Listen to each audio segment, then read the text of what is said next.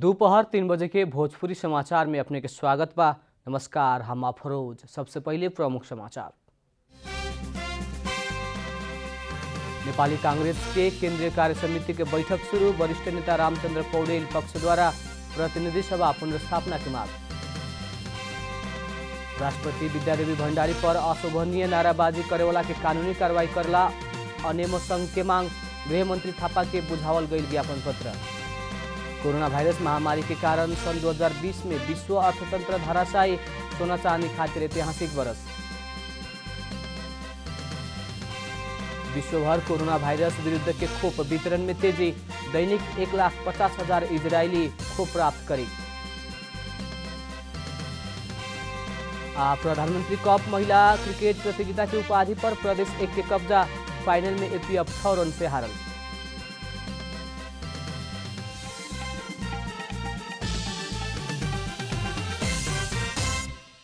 अब पूरा समाचार। नेपाली कांग्रेस के केंद्रीय कार्य समिति के बैठक शुरू भइल बा। पार्टी कार्यालय सानेपा में बैठक जारी बाटे। वरिष्ठ नेता रामचंद्र पौडेल पक्षधर प्रतिनिधि सभा पुनर्स्थापना के मांग करत आक्रामक रूप में सड़क आंदोलन में जायला कर रहल बा। एने सभापति देउवा पक्ष सर्वोच्च अदालत के निर्णय स्वीकार करत घोषित मध्यावधि चुनाव के अवसर के रूप में प्रयोग करे के सोच में बाटे। वरिष्ठ नेता पौडेल पक्षधर संसद विघटन असंवैधानिक भइला से ओह बारे में कांग्रेस से सड़क आंदोलन के समेत नेतृत्व करे परे के बता रहल बा। सर्वोच्च के निर्णय न आइला तक नेकपा के दुनू पक्ष के संघर्ष जारी रहे के देखल गइल बा। राष्ट्रपति विद्यादेवी भंडारी पर अशोभनीय अराजक नाराबाजी करेवाला विरुद्ध कार्रवाई के मांग करत गृह मंत्री समक्ष ज्ञापन पत्र बुझावल गइल बा। अखिल नेपाल महिला संघ अनेम संघ राष्ट्रपति विद्यादेवी भंडारी पर अशोभनीय नाराबाजी करेवाला विरुद्ध कार्रवाई के मांग करत गृह मंत्री समक्ष ज्ञापन पत्र बुझौलख। नेपाल कम्युनिस्ट पार्टी नेकपा ओली पक्ष के अनेम संघ आज गृह मंत्री रामबहादुर थापा समक्ष ज्ञापन पत्र बुझावत विभिन्न सार्वजनिक कार्यक्रम, भेला, जुलूस तथा सामाजिक सञ्जाल से राष्ट्रपति के गाली गलौज करेवाला विरुद्ध कानूनी कार्रवाई करे के मांग कैलख। लोकतंत्र में असंतुष्ट पक्ष से सभा जुलूस करे के छूट रहला पर भी प्रधानमंत्री आ राष्ट्रपति के विरुद्ध में अमानवीय, अमर्यादित, अशोभनीय तथा अराजक अभिव्यक्ति आइल कहत अनेम संघ आपत्ति जनावले बा। ज्ञापन पत्र बुझत गृहमंत्री थापा राष्ट्रपति पर अशोभनीय आ अमर्यादित विषय उठावल बात प्रति सरकार के ध्यानाकर्षण भइल बताउले बानी। सुदूरपश्चिम प्रदेश सभा में नेकपा ओली पक्ष भारी अल्पमत में पड़ल बाटे। 53 सदस्यीय रहल सुदूरपश्चिम प्रदेश सभा में नेकपा के 39 जने सांसद सब बाटे लोग। ओ मध्य प्रचंड माधव पक्ष के 30 जने सांसद बाड़न लोग। वही लेखा ओली के पक्ष में 6 जने सांसद मात्र बाटे। सुदूरपश्चिम प्रदेश नेकपा संसदीय दल के नेता तथा मुख्यमंत्री त्रिलोचन भट्ट से आह्वान कैल बैठक में सहभागी भइल मध्य 6 जने प्रदेश सभा सदस्य सब बैठक के निर्णय में हस्ताक्षर न करके प्रधानमंत्री ओली के पक्ष में बाटे लोग। बैठक में 36 जने सहभागी रहे लोग। आर्थिक मामिला तथा योजना मंत्री झपट बोहरा काठमांडू में रहल कारण उपस्थित न भइलहन जनावल गइल बा। नेकपा ओली पक्ष के केंद्रीय सदस्य में मनोनीत भइल बोहरा ओह पद अभी भी स्वीकार न कैल बतौले बाड़न। बैठक में अनुपस्थित नेकपा से निर्वाचित बाकी 2 जने सभामुख आ उपसभामुख हुए लोग। बैठक प्रधानमंत्री से प्रतिनिधि सभा विघटन कैल प्रति आपत्ति जनावत विरोध करे के बहुमत सदस्य से नेतृत्व कैल दाहाल नेपाल पक्ष आधिकारिक भइल से दृढ़ता के साथ लागे क्या प्रदेश सरकार के नियमित काम कार्रवाई के एकताबद्ध होके आगे बढ़ाव के निर्णय कैले बा। पश्चिमी वायु के प्रभाव से आज देश भर आंशिक से सामान्य बदली रहे के कुछ स्थान में हल्का वर्षा तथा हिमपात होके के संभावना रहल बा। आज सुदूर पश्चिम कर्णाली आ गण्डकी प्रदेश के उच्च हिमाली भूभाग में हल्का हिमपात के साथ सुदूर पश्चिम आ कर्णाली प्रदेश के पहाड़ी भूभाग में कुछ स्थान में हल्का वर्षा के संभावना बाटे। देश के सुदूर पश्चिम कर्णाली, गण्डकी, लुम्बिनी आ बागमती प्रदेश में आंशिक से सामान्य बदली रहे के प्रदेश 1 आ 2 में आंशिक बदली रहल जल तथा मौसम विज्ञान विभाग जनौले बा। रात में देश भर आंशिक से सामान्य बदली रहे के सुदूर पश्चिम कर्णाली आ गण्डकी प्रदेश के उच्च हिमाली भूभाग में हल्का हिमपात की संभावना रहल मौसम पूर्वानुमान महाशाखा जनौले बा। झापा के दमक में रहल संयुक्त राष्ट्र संघीय शरणार्थी संबंधी उच्च आयोग UNHCR के उपशाखा कार्यालय औपचारिक रूप में बंद भइल बा। सन 1992 में भूटानी शरणार्थी के संरक्षण आ सहायता प्रदान करेवाला नेतृत्वदायी निकाय के रूप में UNHCR काठमांडू में राष्ट्रीय शाखा आ झापा में उपशाखा स्थापना कैले रहे। दमक में रहल UNHCR के उपशाखा बंद भइला बाद शिविर में बाकी रहल भूटानी शरणार्थी अंतर्राष्ट्रीय संरक्षण आ सुपरिवेक्षण के अवसर ना मिली कह के पूर्व शरणार्थी सब अगुआ सब चिंता व्यक्त कैले बा। करीब 6000 से ज़्यादा भूटानी शरणार्थी अभी भी पूर्वी नेपाल के शिविर में बाटे। सन 1992 में नेपाल में UNHCR के शाखा कार्यालय स्थापना भइल रहे। 1,18,000 के संख्या में रहल भूटानी शरणार्थी मध्ये 1,13,000 से ज़्यादा America, Canada, Denmark, Norway, Netherlands, New Zealand, Australia आ बेलायत पुनर्वास भइल बा। अभी पूर्वी नेपाल के झापा, दमक्के, बेलडागी आ मोरङ के शनिचरे में समेत करके करीब 6,500 भूटानी शरणार्थी बाटे। UNHCR शिविर में बाकी भूटानी शरणार्थी के संरक्षण खातिर काठमाडौँ स्थित शाखा कार्यालय ध्यान देवे के जनौले बा।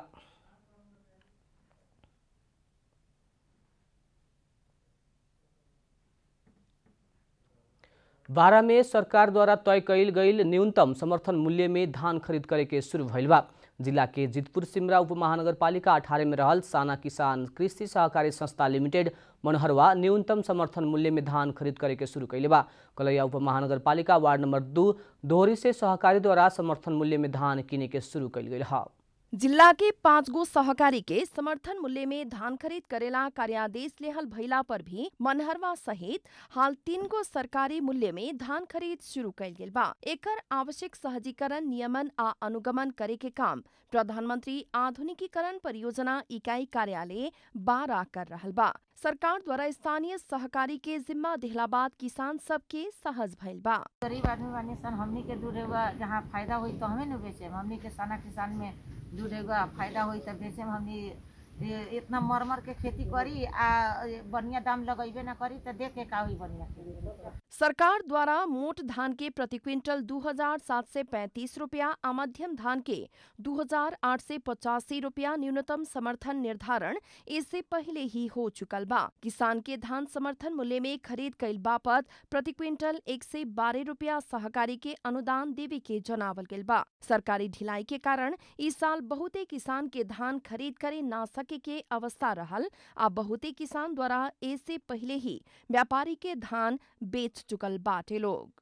हामीले चाहिँ सरकारले तोकेको मूल्यमा मोटो धान चाहिँ प्रति क्विन्टल तपाईको 2735 मा र मध्यम धान चाहिँ 2885 मा चाहिँ खरिद गरी किसानको चाहिँ व्यापारीको भन्दा 400 मूल्यमा चाहिँ हामीले बढी दिएर चाहिँ खरिद गरिरहेका छौं। संस्था द्वारा कलैया उपमहानगरपालिका वार्ड नंबर 2 दोहरी में घर भाड़ा में लेके भंडारण भी शुरू कैल गेल बा। धान के रकम बेसी में 15 दिन भीतरे सहकारी द्वारा संबंधित किसान के खाता में भुगतानी करे के व्यवस्था मिलावल गेल बा। भण्डारणको घर बनाउन सकिएको छैन। अहिले चाहिँ हामीले कलैया उपमहानगरपालिकाको 2 नम्बर वडामा चाहिँ भण्डारणको लागि हामीले भाडामा घर लिएर चाहिँ किसानहरूको धानलाई चाहिँ खरीद बिक्री हामीले गरिरहेका छौं। सरकार द्वारा कल गेल ई निर्णय से किसान सबसे उत्पादन कल गेल धान बाजार मूल्य ना मिल के सस्ता दाम में बिक्री करे पड़े के बाध्यता के अंत भइल किसान सबके दाबी बाटे। हमनी के किसान बानी कह के अब बाजार में ले गेला पर दाम कम लगाता धान के, उससे सस्ता में हमनी के बेचता नहीं कि 2 रुपया हमनी के बेसी मिलता कह के उससे सस्ता में हमनी के बेचता नहीं। इस सस्ता के 27 से 35 रुपया दाम लागल बा। बाजार में 26 से 26.5 के लोग लगावता लोग, उससे हमनी के ना बेच के हमनी के सस्ता में देता। सरकार द्वारा तय कल गेल न्यूनतम समर्थन मूल्य में धान खरीद करे वाला सहकारी सबके सरकार प्रति क्विंटल 112 रुपया अनुदान देवे के व्यवस्था कैले बा। अब आर्थिक समाचार।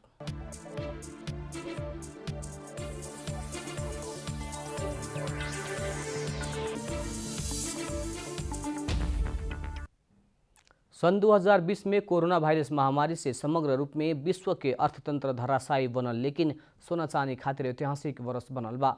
कोरोना वायरस महामारी संगे ही सन 2020 के शुरुआत से ही सोना के दाम अंतर्राष्ट्रीय बाजार में बढ़े के शुरू भइल रहे। कोरोना के कारण अर्थतंत्र के समग्र क्षेत्र धराशायी बनला बाद सुरक्षित लगानी के साधन सोना तरफ अंतर्राष्ट्रीय लगानीकर्ता आकर्षित भइल बा। अमेरिका चीन बीच के व्यापारिक युद्ध संगे ही पिछला वर्ष के सावन में ही बढ़ते गई सोना के दाम कोरोना वायरस महामारी के बीच तोला में 25,000 से बेसी होके नेपाली बाजार में सावन 23 गते 1,03,500 रुपये तक पुग के नया रिकॉर्ड बनौले रहे। भोजपुरी समाचार में अब अंतर्राष्ट्रीय समाचार।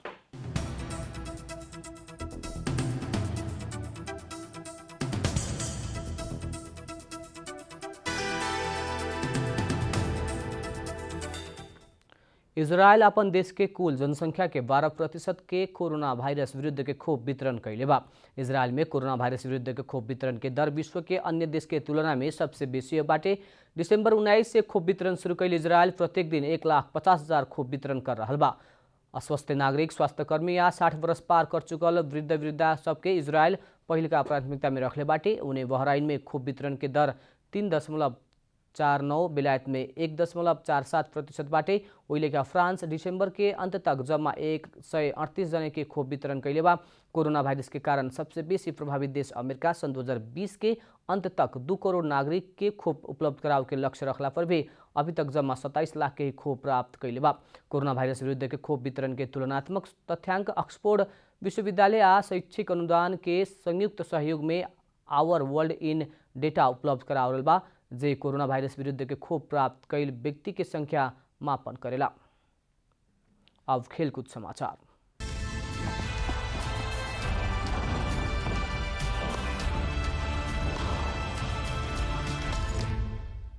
प्रधानमंत्री कप राष्ट्रीय महिला क्रिकेट प्रतियोगिता के उपाधि प्रदेश नंबर 1 जीतले बा। आज भइल फाइनल में विभागीय टीम एपीएफ के हरावत प्रदेश 1 उपाधि जीतलक। 106 रन के लक्ष्य के पीछा कैल एपीएफ 7 विकेट गंवा के 99 रन ही बनावे सकल। इससे पहले दांग के लम्होई में प्रदेश नंबर 1 टॉस जीत के बैटिंग करे के निर्णय कैले रहे।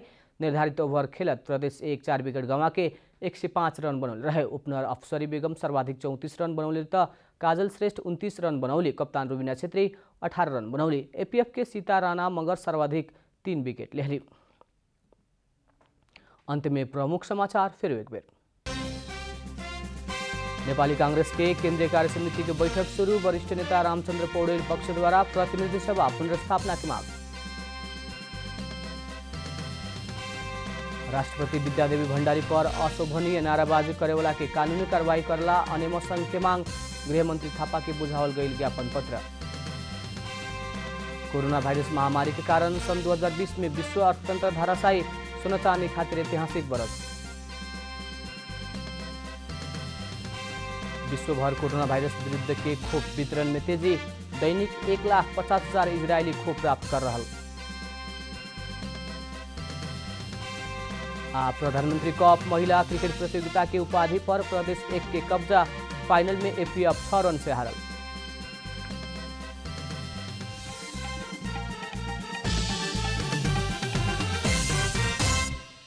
भोजपुरी समाचार अभी खातिर इतना ही। जनता द्वारा जनता खातिर प्रसारित जनता टेलीविजन के कार्यक्रम सब यूट्यूब, ट्विटर, फेसबुक आ हमने के वेबसाइट जनतासमाचार.com में भी पढ़ा देख सकत बानी।